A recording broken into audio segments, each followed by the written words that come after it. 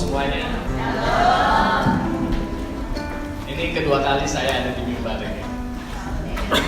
Nah, saya tetap sama, saya merasa excited karena saya punya kesempatan untuk menyampaikan firman Tuhan, janji Tuhan, kebaikan Tuhan, semua yang baik dari Tuhan saya bisa sampaikan ke tempat ini. Makanya saya senang banget. Tapi sebelum saya mulai pembahasan saya akan sedikit mengenalkan siapa saya, seperti hamba Tuhan pada umumnya ya. Ya, saya di sini selalu ditemenin sama calon istri saya. Mana tuh calon istri saya? Oh, ada ya. Ya, calon istri yang Tuhan tempatkan di sisi saya luar biasa sekali. Gimana nggak luar biasa? Seminggu sebelum Valentine, tiba-tiba dia berkata kepada saya seperti ini, kamu harus puasa seminggu. Sebagai orang yang percaya sama Tuhan, saya nggak tanya buat apa, untuk apa, buat siapa. Jadi saya lakukan, oke, kita puasa. Saat itu hari Senin dia langsung chatting saya bilang, puasa nggak hari ini? Puasa dong Bang. Puasa, oke. Hari Selasa dia chatting saya lagi, puasa nggak hari ini? Puasa. Oke, setelah seminggu berlalu, akhirnya saya temukan ternyata saya disuruh puasa bukan karena Tuhan nyuruh saya puasa, tapi saya kegemukan saat itu. Ya, waktu liburan Natal saya naik 7 kilo, bayangkan 2 minggu naik 7 kilo. Tapi saya tahu kalau Tuhan menempatkan dia di sisi saya, Tuhan ada rencana sesuatu yang besar di kedepannya. Oke, saya akan cerita sedikit tentang saya kenapa ada di gereja Elohim. Saya kalau nggak salah ya, saya juga rada lupa, udah lama banget, dari tahun 2002 atau 2003 antara sekitar itu. Saya masih high school saat itu. Saat itu kalau saya ceritain gimana saya akhirnya bisa ada di gereja Elohim itu panjang banget. Tapi singkat cerita, saya ditemukan dengan saya kemari sama keluarga saya. Saya ditemukan sama Ko Ellen. Ko Ellen itu anaknya Om Jack. Saat itu kondisi saya benar-benar struggle karena saya pernah cerita di pertama kali waktu saya membawakan firman, saya pernah cerita saya ngerasa hidup saya nggak adil, jadi membuat saya menjadi seorang pemberontak. Hidup saya nggak punya arah dan akhirnya saya menjadi pribadi yang nggak bisa diatur. Tapi saat itu Ko Ellen mengajari saya main piano di tempat ini. Saya nggak bisa main piano sama sekali saat itu. Difasilitasin semuanya, dipinjemin keyboard, diajarin satu not per satu not gitu. Saya walaupun nggak bisa main musik saat itu, saya disuruh main. Walaupun salah-salah, tapi kalian sabar banget. Di sini saya bisa lihat ada karakter seorang Kristus di kalian. Ada karakter seorang kakak yang bisa saya dapatkan di dalam kalian. Semenjak itu saya ngerasa, oh ini loh Kristen gitu. Ini loh yang namanya yang orang yang mengenal Tuhan seperti ini loh pribadinya. Nah, semenjak itu saya melayani di tempat ini. Melayani generasi demi generasi saya lewatin. Generasi pertama yang saya tahu waktu saya ada di sini itu generasinya Ko Ellen, si Julia, si Tintin, si banyak yang lainnya lagi. Dan si Lydia adalah guru sekolah minggu saya saat itu. Dan saya bersyukur boleh tanya si Lydia bagaimana saya dulu dan bagaimana saya sekarang, sama aja. Enggak ada perubahan. Tuhan merubah pola pikir saya, metanoia, pertobatan yang dimulai dari merubah cara kita berpikir. Itu dia. Ya, akhirnya generasi terlama yang selama saya ada di diri saya ada generasi Alex, Ahal, Jessica, Noni, Cileli, Prisil. Dan saya tahu walaupun mereka nggak ada di tempat ini, saya berpikir nggak ada yang salah sama itu. Karena setiap pribadi yang ada di tempat ini adalah spesial dan unik. Tuhan punya caranya sendiri untuk membentuk seorang pribadi. Kita nggak harus ke gereja mana, kita nggak harus ke gereja ini atau gereja mana. Tapi Tuhan punya caranya sendiri, punya jalurnya sendiri untuk merubah kita menjadi pribadi yang lebih baik. Kita punya pathnya sendiri, punya jalurnya sendiri. Yang percaya katakan amin. Jadi mau gereja kita gede, mau gereja kita kecil itu nggak ada masalah. Karena Tuhan punya rencananya sendiri, punya pembentukan ke pribadi-pribadi yang unik yang ada di tempat ini. Nah, seterusnya saya sempat kehilangan waktu Alex, Ahal, dan Jessica ada di tempat ini. Karena saya pikir mereka adalah orang-orang yang menginspirasi saya gitu.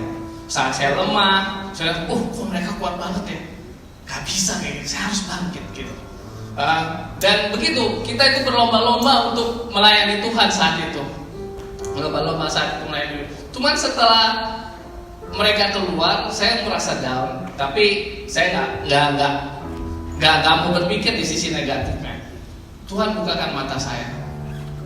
Saya lihat, saya pikir saya kehilangan orang-orang yang membuat saya terinspirasi.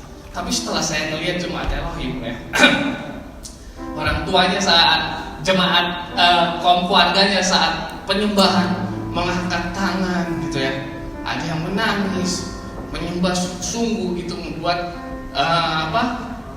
membuat saya ngelihat bertanya dalam hati saya. Sorry guys, ada yang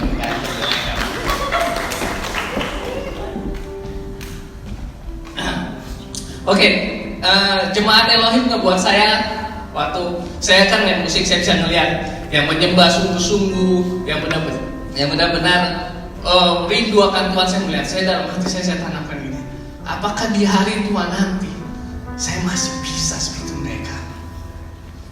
Apakah di hari Tuhan nanti saya masih bisa mengangkat tangan saya dan berkata Tuhan baik? Nah, oleh karena itu saya wah, itu luar biasa. Saya nggak bisa patah semangat. Akhirnya saya terus melayani di tempat ini, dan setelah itu saya juga melihat kesetiaan Om Jack. Begitu luar biasa ya. Saat kita melayani Tuhan itu gampang, cuman saat ada kata senantiasa melayani Tuhan, itu akan jadi sulit. Melayani itu gampang, saya bisa melayani hari ini. Tapi saat ada kata senantiasa di depannya, senantiasa melayani Tuhan, itu gak gampang. Tapi Om Jack buktikan selama saya ada di sini, Om Jack tetap setia melayani Tuhan. Beri kemuliaan dong buat Tuhan. Oke, sebelum kita masuk ke pembahasan kita hari ini, mari kita berdoa.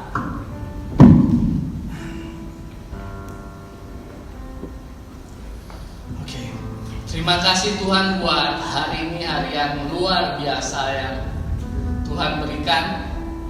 Kami percaya Tuhan ada di tengah-tengah kami. Kami tahu Tuhan ingin membentuk hidup kami, ingin menyampaikan berkat-Nya, ingin menyampaikan janji-janjinya, ingin menguatkan hati kami Tuhan. Buka telinga kami sehingga kami bisa mendengar. Buka hati kami supaya firman-Mu bisa ditanamkan dan berbuah banyak, sehingga kami bisa jadi berkat buat banyak orang Tuhan. Terima kasih, hanya dalam nama Tuhan Yesus kami berdoa dan mengucap syukur. Haleluya. Percaya katakan amin. Ya, hari ini saya beri tema judul khotbah saya Secret Blessing. Secret itu rahasia. Apa yang rahasia tersembunyi? Jadi lebih tepatnya saya katakan berkat yang tersembunyi. Mari pembahasan saya ambil dari Matius 13 ayat yang 1 sampai 13. Mari kita buka.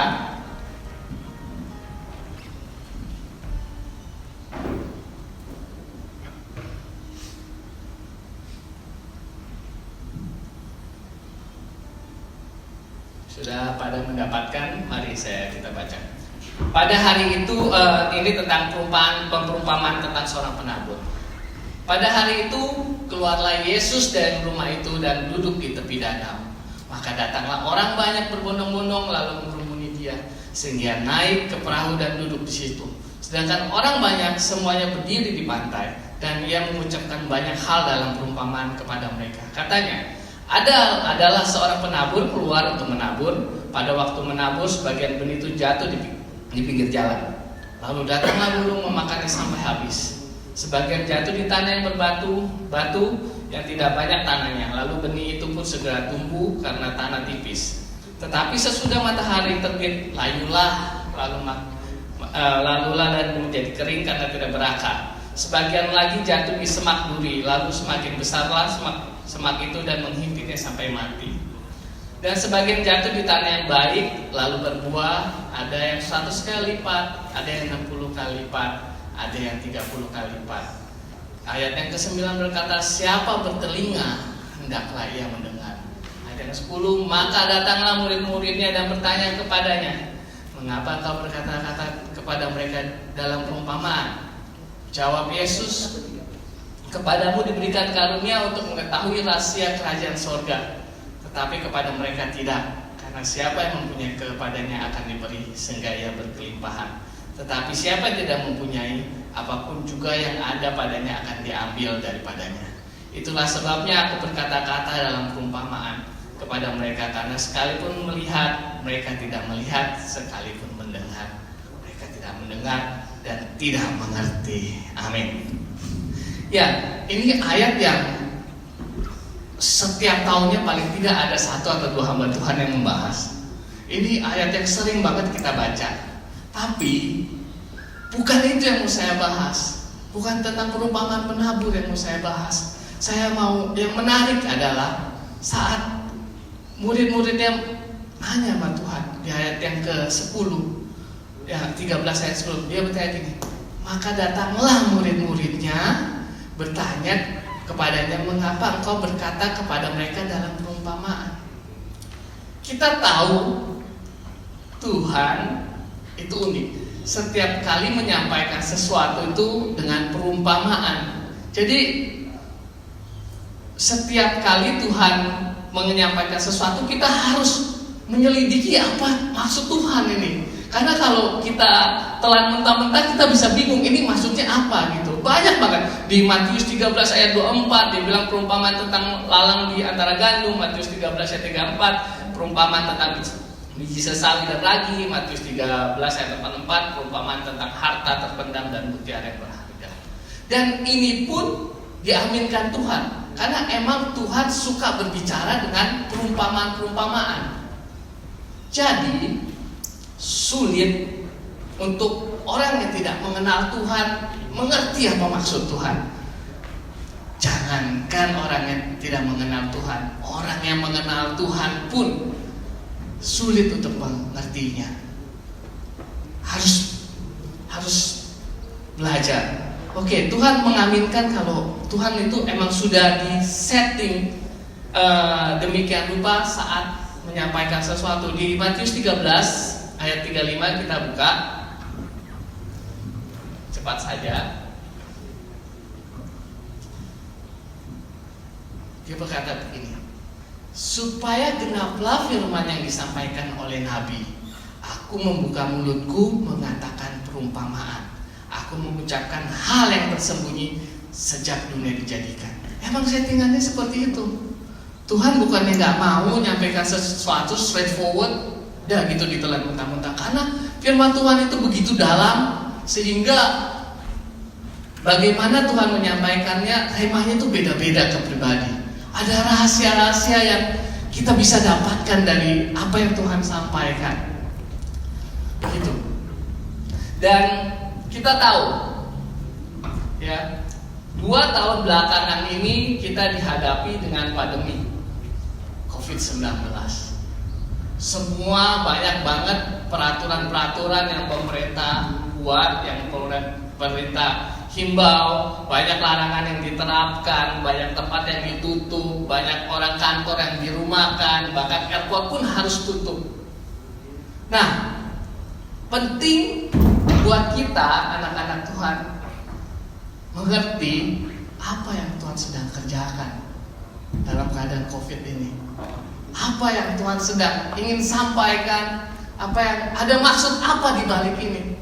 Karena Tuhan itu dari awal settingannya itu suka melakukan sesuatu dengan perumpamaan. Kalau orang dunia mengetahui COVID ini pandemi, hal yang harus ditakuti. Tapi buat anak Tuhan, harusnya kita tahu Tuhan sedang bekerja, ada sesuatu yang Tuhan sedang kerjakan. Amin. Amin. Dan salah satu himbauan yang pemerintah katakan adalah, ya sering banget dikatakan di seluruh dunia, kita dihimbau untuk menjauhi kerumunan. Kita kita dihimbau untuk menjauhi kerumunan. Kenapa? Ini yang saya dapatkan. Dalam kerumunan kita susah berkomunikasi. Dalam kerumunan kita susah mendengar. Sebab itu secara global Tuhan mengembalikan kita ke basic. Secara global kita dirumahkan, kita nggak bisa kemana-mana, kita lepas dari rutinitas kita. Apakah itu suatu kebetulan? Saya rasa enggak. Karena Tuhan tahu sulit buat kita mendengar suara Tuhan kalau kita sibuk dengan rutinitas kita. Sulit buat kita mendengar suara Tuhan saat kita dalam kerumunan. Sulit buat kita berkomunikasi dengan Tuhan kalau kita sibuk dengan rutinitas kita. Saat itu dunia dipaksakan untuk lepas dari rutinitasnya, dipaksakan untuk stay di rumah, back to basic, kembali ke dasar, restart dari awal. Tergantung kita sekarang. Orang dunia akan berpikir ini musibah, tapi buat kita anak-anak Tuhan yang mengerti, ini saat yang tepat untuk kita mendengar suara Tuhan. Amin. Karena di ayat yang ke-9 dia berkata seperti ini. Siapa bertelinga hendaklah ia mendengar. Kamu punya telinga, tapi kalau tempat itu bising, kamu akan sulit untuk mendengar. Benar? Nah, sedangkan Tuhan berkata gini, kalau engkau mau berbicara dengan aku, kalau engkau mau mendengar suara aku, engkau berdoa. Di ayat yang ini kita sering saya akan buka ayat yang sering banget kita buka sehari-hari. Matius 6 ayat yang ke-6. Ini ayat yang sering banget kita baca, gak asing buat kita. Tetapi jika engkau berdoa, masuklah ke dalam kamarmu, tutuplah pintu, berdoalah kepada Bapamu yang ada di tempat tersembunyi, maka Bapamu yang melihat tersembunyi akan membalasnya kepadamu. Tuhan itu pengen lepaskan kita dari rutinitas supaya Tuhan bisa berbicara sama kita hati ke hati. Karena ada berkat yang pengen Dia sampaikan dari pandemi ini, yang setiap pribadinya itu beda-beda. Gak semua orang sama. Karena saya dari awal saya katakan setiap pribadi itu unik. Jadi Tuhan perlu berbicara hati ke hati supaya kita tahu apa yang Tuhan maksud, apa yang Tuhan kerjakan dalam kehidupan kita sekarang ini.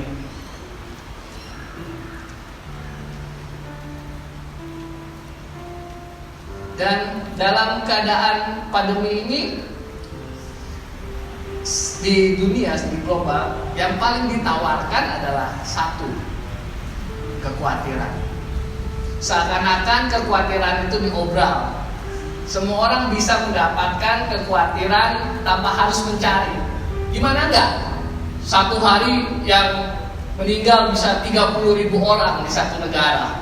Satu hari bisa sampai, sebulan bisa sampai ratusan ribu.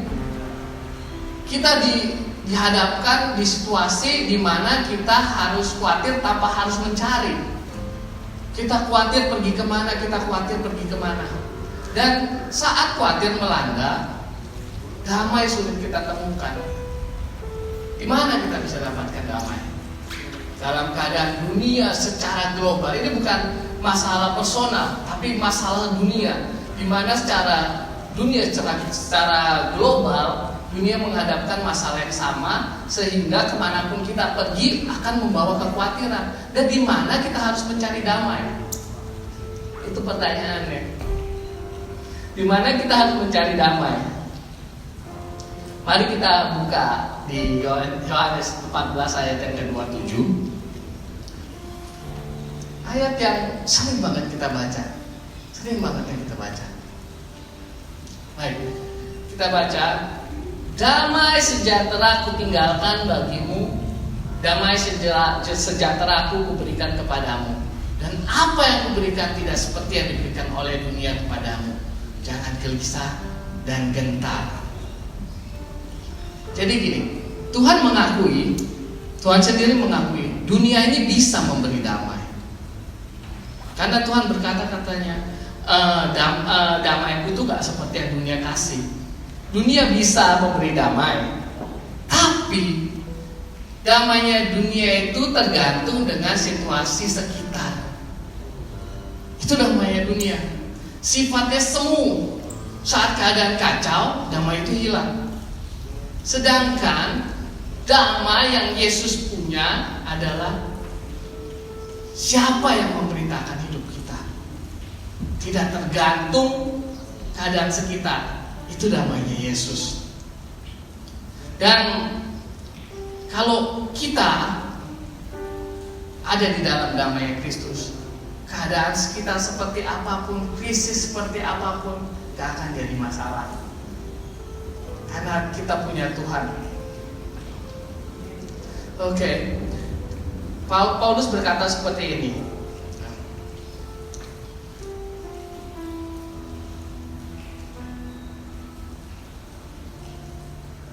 Damai sejahtera Allah melampaui segala akal, memelihara hati pikiranmu dalam Yesus. Artinya apa? Damainya Yesus itu gak masuk akal. Damainya Yesus itu gak masuk akal. Itu Rasul Paulus yang katakan. Damainya Yesus itu gak masuk akal. Kita buka di ini deh, di Markus 4 ayat yang ke-36 sampai 37. Ini ayat yang biasa lagi, yang sering kita baca. Gak ada yang baru hari ini.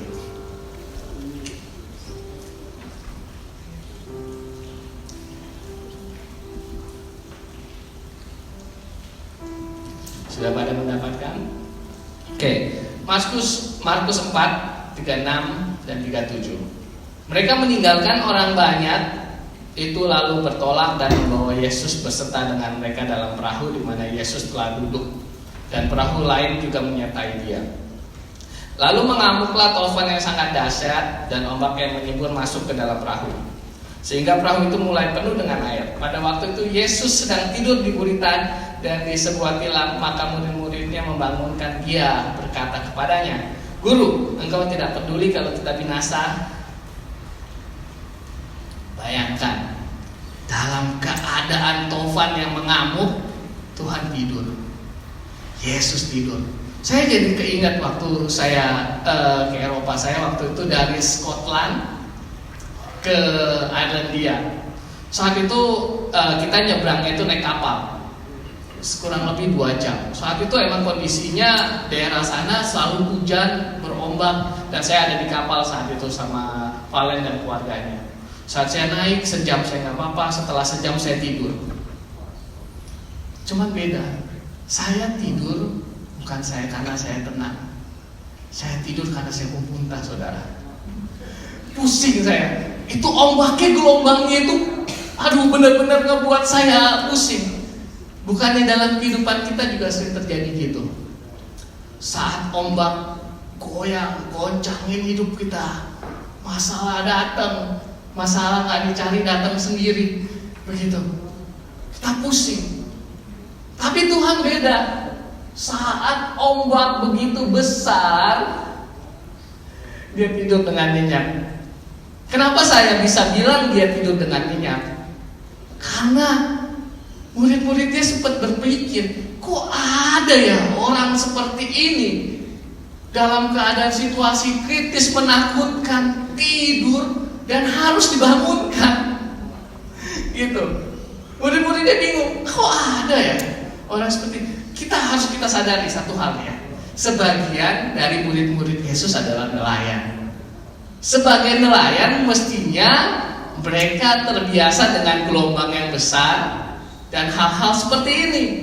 Tapi ini membuktikan bahwa situasi saat itu sangat kacau, sehingga seorang nelayan pun takut gitu. Cuma Tuhan Yesus doang yang bisa duduk diam dan tidur. Nah, di sini kita bisa melihat Tuhan membuktikan siapa dirinya. Dia seorang raja damai. Dan sebagai murid-muridnya yang bertemu dia setiap hari pun, mereka butuh waktu mengenal siapa Tuhan. Begitu juga kita yang bertemu setiap hari pun harus mengenal harus butuh waktu untuk mengenal siapa Tuhan. Begitu juga kita butuh waktu, kita butuh telinga untuk mendengar suara Tuhan. Kalau rutinitas kita terus seperti ini tanpa kita sadari, sebenarnya Tuhan ada di sana, tapi kita nggak dengar suara Tuhan. Oke, kita baca yang dikatakan Nabi Yesaya seperti ini. Yesaya pasal yang ke-9 ayat ke-6. Sebab seorang anak telah lahir untuk kita, seorang putra telah diberikan untuk kita, lambang pemerintahan ada di atas bahunya, dan namanya disebut orang penasihat ajaib, Allah yang perkasa, Bapa yang kekal, Raja damai. Damai itu nggak ditemukan dalam jabatan, damai itu nggak ditemukan dalam posisi, damai itu tidak ditemukan dalam harta. Tapi damai itu ditemukan di dalam pribadi yang bernama Yesus. Amin. Dan tahu nggak, murid-muridnya itu senang. Waktu Tuhan sebelum naik ke surga, dia berkatakan tadi, yang tadi awal kita baca, dia berkata, Matius 13 ayat yang ke-1 tadi,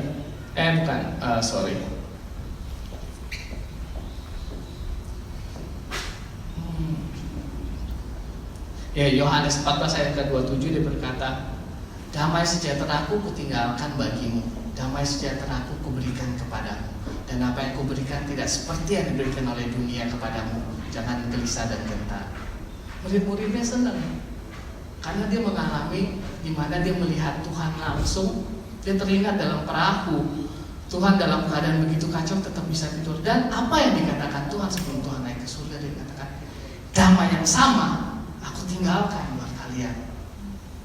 Senang, karena buat mereka damainya Tuhan itu seperti super power gitu. Dan Tuhan tahu banget kita butuh damai itu untuk menjalani hidup ini. Kita butuh. Dan yang kabar baiknya adalah damai yang sama tersedia bukan buat murid-muridnya aja, tapi buat kita juga. Amin. Amin. Kok lemes banget? Nah, sebelum kita bisa mendapatkan damainya Tuhan, kita harus berdamai dulu dengan Dia. Amin. Harus kita baca di ayatnya Yesaya 59 ayat ke-1. Cepat juga ya waktunya ya. Ayo kita ekspresikan. Oke. Yesaya 59 ayat ke-1. Saya langsung baca aja biar cepat. Sesungguhnya tangan Tuhan tidak kurang panjang untuk menyelamatkan, pendengarannya tidak kurang tajam untuk mendengarkan. Tetapi yang merupakan pemisah antara kamu dan Allahmu ialah segala kejahatanmu, dan yang membuat dia menyembunyikan diri terhadap kamu sehingga ia tidak mendengar ialah segala dosa kamu. Jadi begini. Dan kita tahu, saya akan skip beberapa ayat supaya cepat. Kita tahu Tuhan ngambil langkah terlebih dahulu supaya kita bisa didamaikan dengan Tuhan dengan mengirim Yesus. Amin. Saat itu sebenarnya Tuhan begitu cinta sama kita, tapi karena dosa kita tertutupi, sehingga nggak mungkin seorang Tuhan yang begitu kudus meluk dosa gitu, memeluk begitu kudus bermain-main dengan dosa. Jadi bagaimana caranya supaya manusia yang begitu berdosa bisa datang lagi ke Tuhan? Tuhan itu terlalu kudus sehingga sesuatu yang berdosa susah masuk. Dia kirimkan Yesus, dan Yesus mati buat kita, dan darah Yesus itu masuk ke kita. Saat Yesus ada di dalam kita, Yesus nggak lihat, Yesus dalam kita, Tuhan nggak melihat dosa kita lagi, tapi Tuhan melihat Yesus yang ada dalam kita. Amin. Semenjak itulah koneksi kita baru bisa terhubung, karena yang kudus dan yang berdosa gak bisa bersatu, sehingga butuh Yesus masuk ke dalam kita biar yang kudus menjadi yang kudus dan yang kudus bisa bersatu. Dan itu yang kita harus lakukan. Dan setelah berdamai, apa yang harus kita lakukan? Kita harus akui Dia sebagai juru selamat, dan kita harus akui Dia sebagai Raja dalam hidup kita. Seperti Rasul Paulus, sebelum dia bertemu dengan Tuhan, namanya Saulus. Dalam perjalanan ke Damsyik, dia bertemu dengan Tuhan. Semenjak bertemu dengan Tuhan, kehidupannya berubah total. Pengalaman, pembelajaran, dan pengenalan akan Tuhan membuat dia berubah total. Semenjak itu, kalian boleh perhatikan, saya gak akan buka semuanya karena banyak sekali. Di Roma 15 ayat 33 saya bacakan aja. Allah sumber damai sejahtera menyertai kamu sekalian. Amin. Filipi 4 ayat 9. Dan apa yang telah kamu pelajarin, dan apa yang telah kamu terima, dan apa yang telah kamu dengar, dan apa yang telah kamu lihat padaku, lakukan itu, maka Allah sumber damai sejahtera akan menyertai kamu. Ini menandakan seseorang yang berjumpa dengan Tuhan merasakan damainya Tuhan. Makanya yang disampaikan damai Tuhan, damai Tuhan, damai Tuhan. Dan saat kita menjalani hubungan dengan Tuhan, segala hubungan itu didasari dengan kepercayaan. Semakin kita percaya sama Tuhan, semakin damai hati kita. Tahu nggak apa yang paling menyakitkan buat Tuhan? Saat kita tahu Tuhan pegang kendali, tapi kita tetap khawatir. Itu sakit buat Tuhan. Saat tahu sesuatu, saat kita tahu Tuhan bisa provide segala sesuatunya, tapi kita masih meragukan apa yang Dia bisa lakukan. Itu sakit hati buat Tuhan. Makanya untuk kepercayaan segala sesuatu harus didasari hubungan kita dengan Tuhan. Semakin kita mengenal Dia, semakin kita percaya, karena pengalaman-pengalaman kita dengan Dia ngebuat kita, wow, ini loh Tuhan kita, gitu loh. Kalau saya mau ceritakan pengalaman saya sama Tuhan itu gak akan cukup ini 1 jam. Gitu, ngebuat saya hal sesuatu yang gak mungkin terjadi. Satu cerita aja yang simpel. Ini sebenarnya gak ada informasi, cuma saya simpel. Berapa tahun yang lalu saya mengalami kecelakaan dan akhirnya saya masuk ke pengadilan.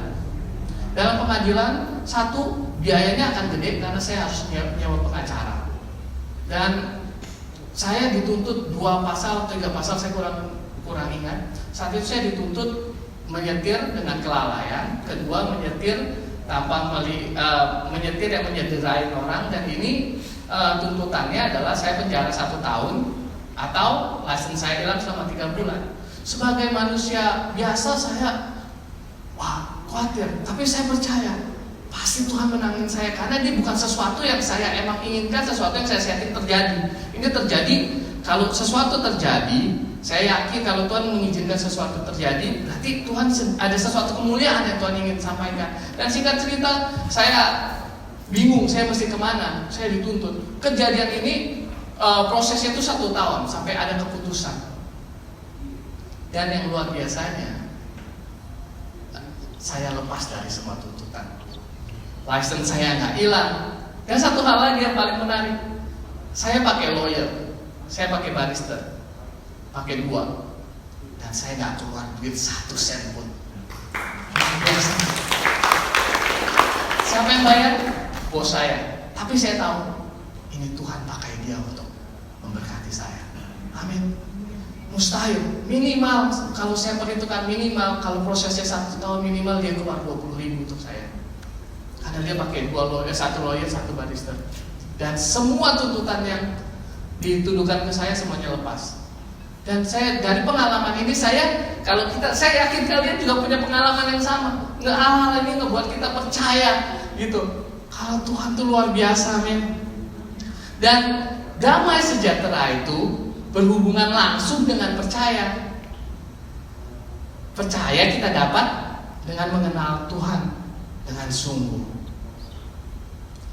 Jadi jangan berhenti, hubungan kita jangan berhenti cuma sampai kebaktian, sampai didoakan saja, dan sampai hari Minggu saja. Tapi kita harus membangun hubungan kita dengan Tuhan. Amin.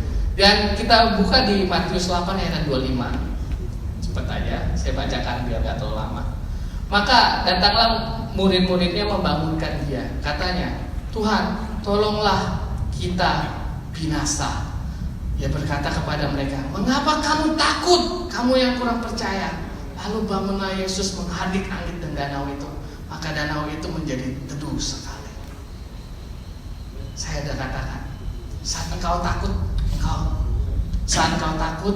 damaimu nggak ada. Tapi Tuhan katakan, kau nggak percaya, makanya kau nggak bisa memiliki damai. Kalau kau percaya, damai itu akan datang.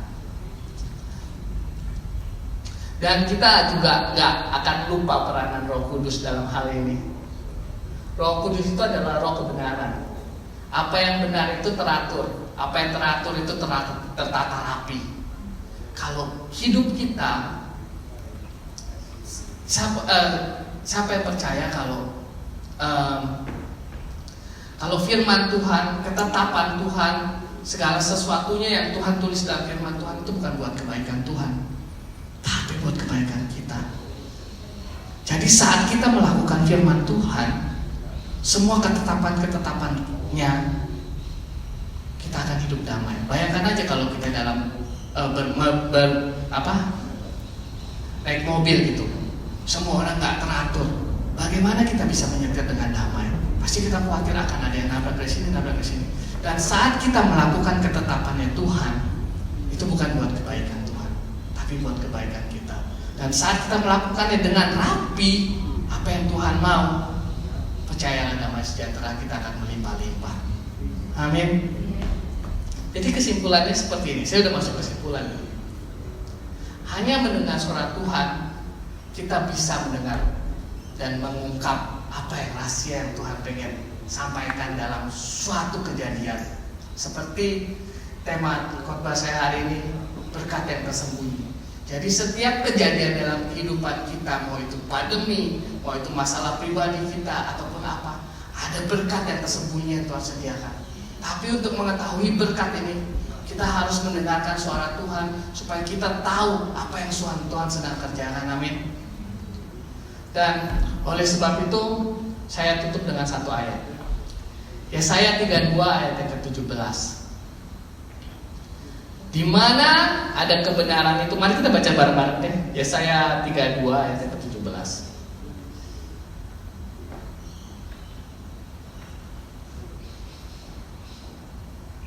Udah pada dapat ya? Mari kita baca bareng-bareng ya. 1, 2, 3. Di mana ada kebenaran, di situ tumbuh damai sejahtera. Dan akibat kebenaran ialah ketenangan dan ketentraman untuk selama-lamanya. Jadi Roh Kudus yang membantu kita untuk hidup benar, untuk hidup terapi dan tertib, sehingga kita bisa hidup damai. Dan satu hal yang saya ingin katakan hari ini, kalau kita itu tercipta semuanya baik, dan kita tercipta dengan kuping yang baik, hati yang baik, semuanya baik. Karena kenapa saya bisa berkata seperti itu? Bukan saya ngebuat suatu emeng-emeng ya. Karena begini, saya sempat berpikir, yang diciptakan di dunia ini nggak ada yang nggak baik sama Tuhan. Orang bertanya, kok ada iblis? Hei, perhatikan, iblis itu bukan ciptaan Tuhan, itu adalah malaikat yang meninggalkan Tuhan. Awalnya dia baik, jadi kita jangan seperti itu. Kita baik dan kita meninggalkan Tuhan. Amin. Jadi kesimpulannya adalah, dari segala sesuatu yang terjadi pada pandemi ini adalah kita di restart ulang, kita kembali ke basic, kita jadi tahu apa yang Tuhan inginkan, dan kita bisa mendengar suara Tuhan dan lepas dari aktivitas kerumunan kita. Sampai di situ, Tuhan Yesus memberkati.